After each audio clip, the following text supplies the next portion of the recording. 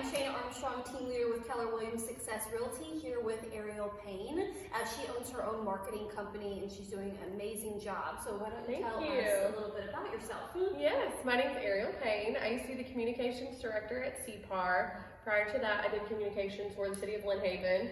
And prior to that, I was in marketing for events like Pepsi Gulf Coast Jam and other industries. And so my business actually manifested from every time I would leave an employer, quite frequently I would be asked to continue to do services for them.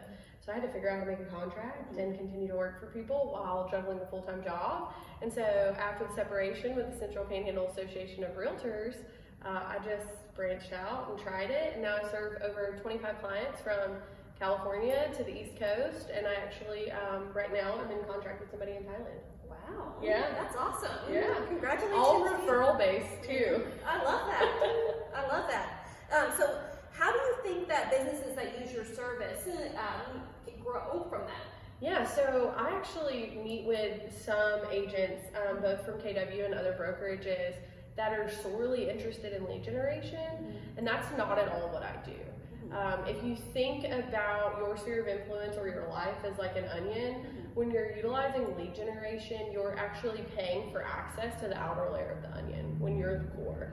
Well, there are all these people that you're touching every single day or that you've had past transactions or business dealings with that need your service, regardless of what industry that you're in.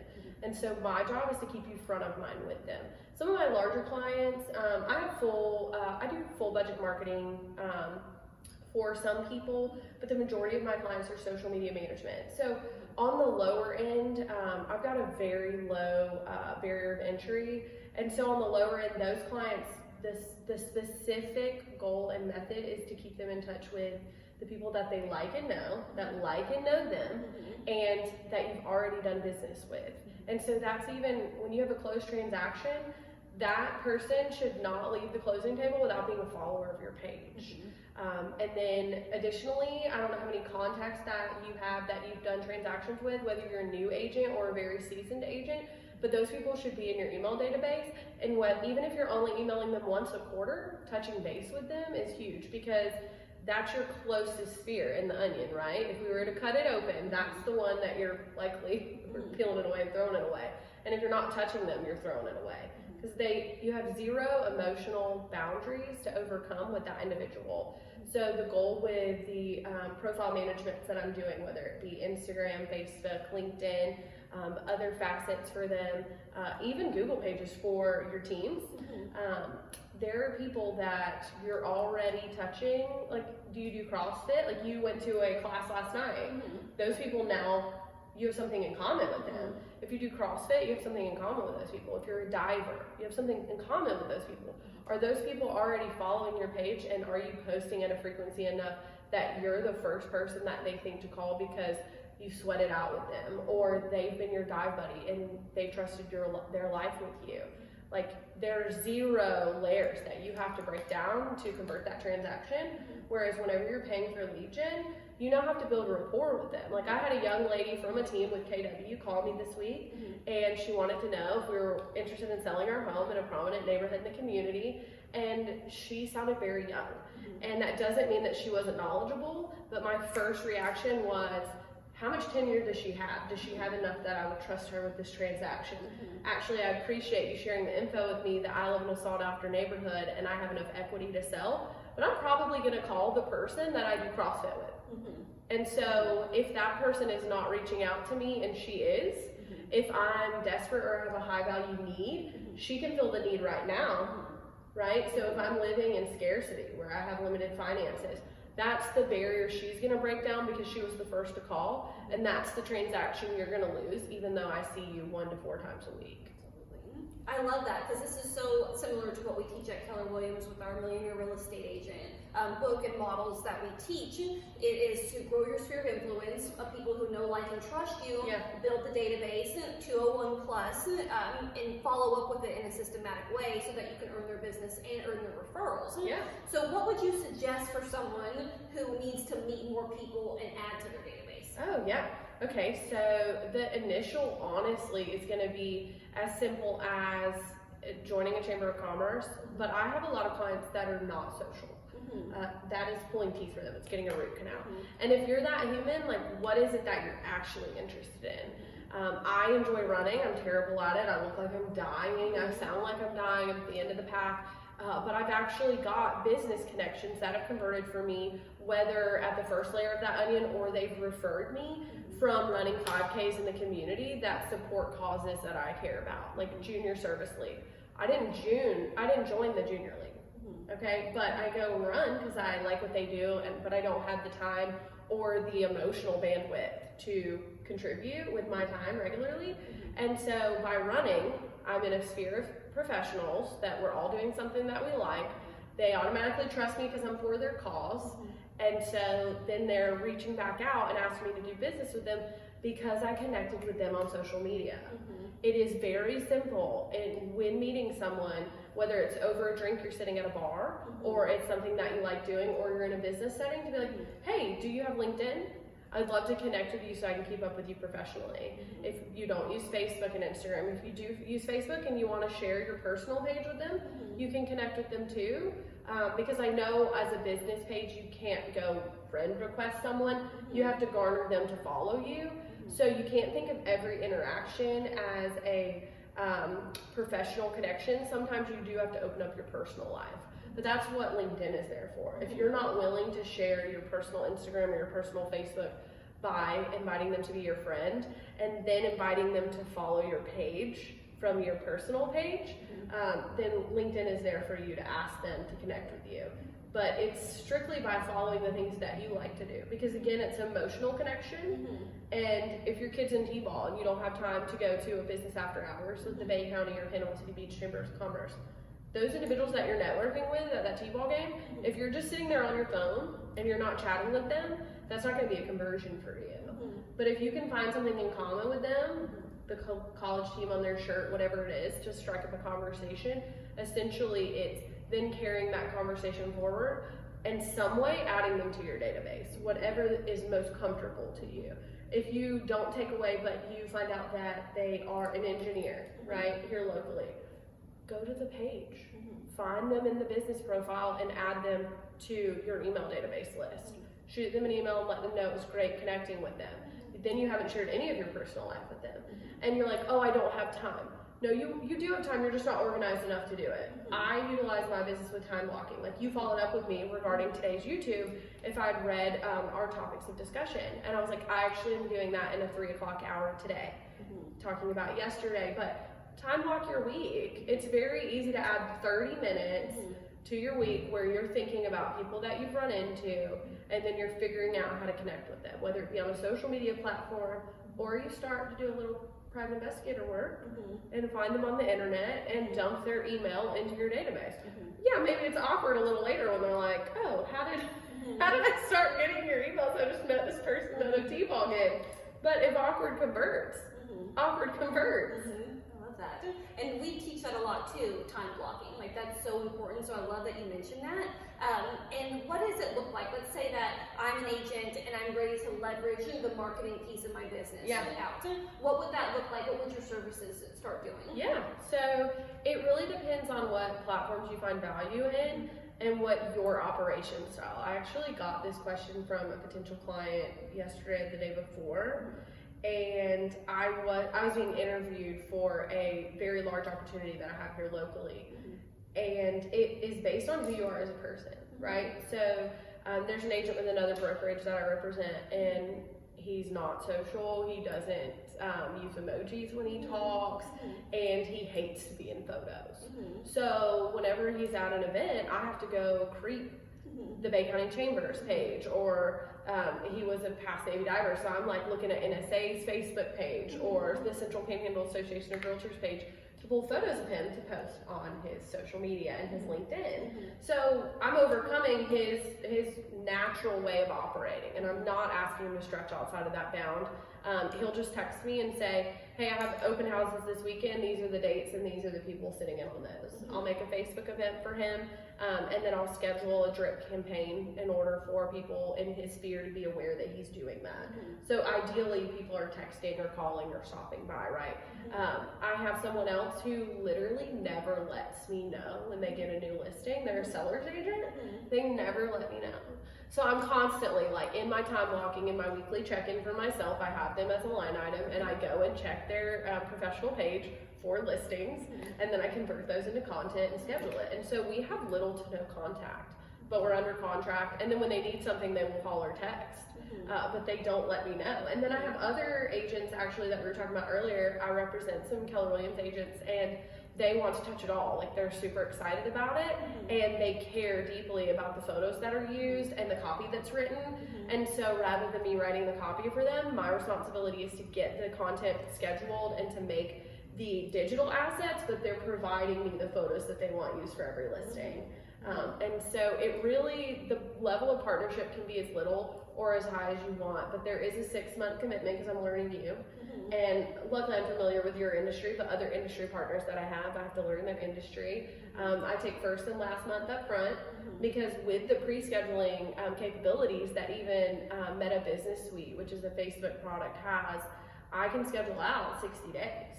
So if you're a high volume agent, and you've got conversions where you need a high post number from me, an obligation weekly, and then I'm rescheduling out and I'm putting, what I was telling you earlier actually when we were off camera, if you have a listing, regardless of whether you're doing business with me or not, you should make a coming soon asset, you should make a just listed asset, a couple of assets if you've got a long game marketable asset that is not, your property's not going to go under contract quickly because it's a very niche client that's going to purchase that. You should make a couple of assets to pre-schedule as drip campaign once a week or once every couple of weeks, depending on the price point of that property. You should make it under contract. You should make an accepting backup offers if you are going to accept backup offers, if you have that clause in your contract, and then a kick out, and then a just closed. All of those should be made as soon as that property is put under contract with a seller, if you're a seller's agent. And then you put those in drafts, and then you literally post them as needed, or you pre-schedule the drip campaign assets. And so that's what I'm doing for my clients. Every single time that they have a property, they're texting that to me. And then my buyer's agent clients, they actually require a little bit more quick conversion from me, right? Because I can't pre-plan that what their buyer is going to want, what the property photos are. And so, hey, we got this under contract and this is the seller's agent. I'm pulling in the sellers. I've called Shayna before asking, like, I cannot find your agent anywhere. What is their Facebook? I want to tag them in this post. Because whenever you're doing a transaction with somebody, if it's smooth and you want to continue to do business with that person, you should be tagging them or including their face or name on your digital asset that you're posting. And so I'm forever hunting that information for my buyer's agents because that's expanding their digital footprint. Whether or not the seller's agent engages or shares, it holds value if they do, but the value to you is that the algorithm on the back end of social media is now aware that their audience is a potential audience for you. So if we ever do a paid ad or things, or the algorithm is in our benefit this week, we could potentially be popping up in their consumers' feeds just by tagging them. So I do as little or as much. I actually converted a very large transaction for a client recently just by sending thank you cards and holiday cards. So important. And it's handwritten and it's Dinky Girl. I didn't pre-order anything with their face. It doesn't have the brokerage's logo on it. I went to Target, I got the cheapest cards I could get. I wrote their name and their contact info on the back and the brokerage that they're with. And then I wrote the addresses on the front for the client and I required them to sign them. I pre-stamped them. And then so that agent had to mail them out. We did Easter, Thanksgiving, Christmas, and whenever the client contacted them from Wisconsin. Okay, they haven't done a transaction with them in Bay County in years. When they contacted them from Wisconsin to, I don't recall if it was make a purchase or make a sale here locally, he was like, well, what made you think of me? And he was like, well, you sent us those cards. You sent us holiday cards. You thought of us. And again, like, that more than paid for me for, I did the math on it, and it paid for me for 5.5 years, the commission that that agent got off that single transaction. So, whereas with lead gen, it's quantifiable as far as the conversions go. Whereas with what I'm doing, it's less quantifiable, right? So I'm one of the first things that an agent will think that they're going to kick out of their budget because they can't say in a very specific way that I was the reason that they got that transaction from someone they already had in their immediate sphere of influence. But I can guarantee you that their volume is quantifiable. And so if you're seeing an increase in your agent's volume or my agent's volume just by doing business together, obviously what I'm doing is working, even if it's not as specific as someone saying, I went and did business with you because you sent me a thank you card. I love that. And I love the thank you cards because it totally works. It works so well, and it's so easy, and it's not expensive at all. I love that. With the market shifting right now, what's going to happen is there will be businesses that are going to get out of business because they're not running the business like a business or using the standards or professionalism that they could. And so it clears the space for others to take market share right now. Who want to treat their business like a business, want to use leverage and have those follow-ups. So how would you say that your services during this time in this current market can help someone even further? Well, I think I got into that a little bit on the last question, but I can tell you that I don't have a single client in y'all's industry that has not, so every client that I have in your industry has renewed or even taken advantage of the offering I have where if you pay cash up front, you get a couple bonus months. But if you have not paid cash up front, then you're susceptible to rate jumps at renewals. I have a client even so that our partnership is been deemed successful enough by that entity that they have paid for all of 2024 in order to keep the rate that they have because what we're doing works. And it does not matter if you're in business with me or if you're just doing it yourself, whether you're a low volume agent or a high volume agent. The methodology is there and you're capable. I'm capable, they're capable, but they have hired me because they have placed a higher dollar amount on their time.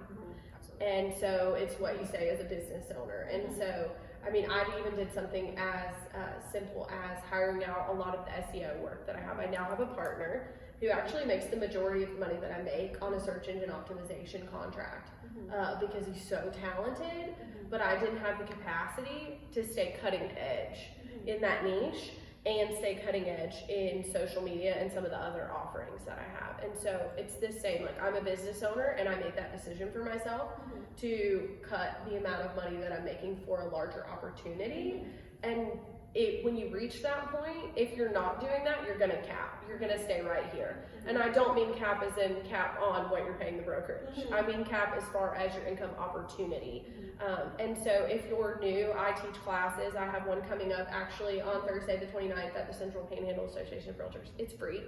I really look forward, thank you, I really look forward to agents being there. And that's where I take calls frequently. If Shana has a, hey Ariel, this person has questions, can you please ask them?